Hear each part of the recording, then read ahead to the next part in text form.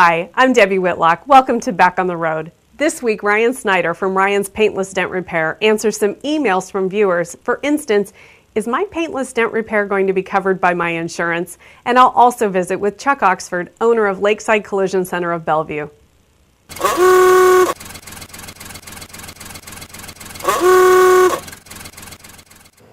We've received a lot of emails from viewers with questions about paintless dent repair. This week, Ryan answers some of those emails. Hey, Ryan. Hi.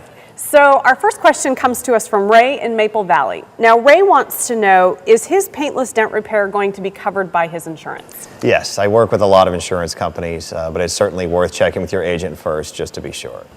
Okay, good. Excellent. It's always a good idea. What about this? Laura wants to know, she's in Kirkland, if she delays having the dent fixed, will the paint eventually crack? No, it won't. I mean, if the paint isn't cracked when the dent was initially caused, it's not going to crack over time. Okay, fantastic.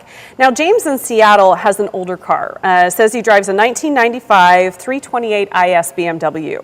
He wants to know if his vehicle is too old for the paintless dent repair process. It really isn't. It's something I would look at on a case-by-case basis, but that would be a perfect example where he could email me a picture and we could talk about it and work it out from there. So what about Carrie in Bellevue? She says she has a dent in her left front fender and it's close to the edge. She wants to know if paintless dent repair will work for her.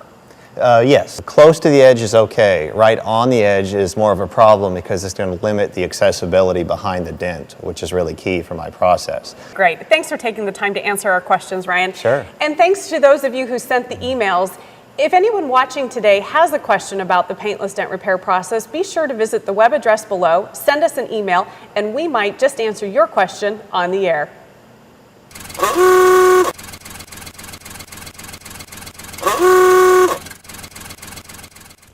I'm here with Chuck Oxford, owner of Lakeside Collision Center of Bellevue.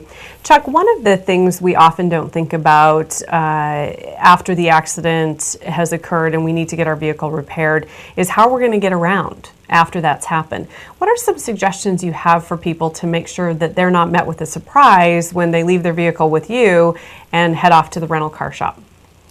Yeah, well, the first thing we recommend to everybody is make sure they have a good talk with their insurance companies. And we always recommend people have agents so that you can get that one-on-one experience explaining your policy to you. And the one thing you really want to look at is, of course, rental car insurance and what level you have. Many of the companies have a daily restriction or they have a $1,000 or $500 limitation on the whole repair process.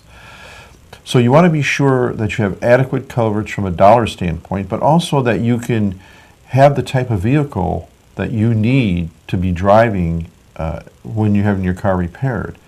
And if you're driving an SUV or you're driving a minivan and you need it to bring the kids to soccer or other sporting events or after-school events, then you need to be sure you have that type of vehicle as part of your coverage, because you don't want to find yourself needing a minivan or an SUV and being put into a subcompact. Yeah, thanks, Chuck. I hope you enjoyed this week's show. I'm Debbie Whitlock. We'll see you next time back on the road.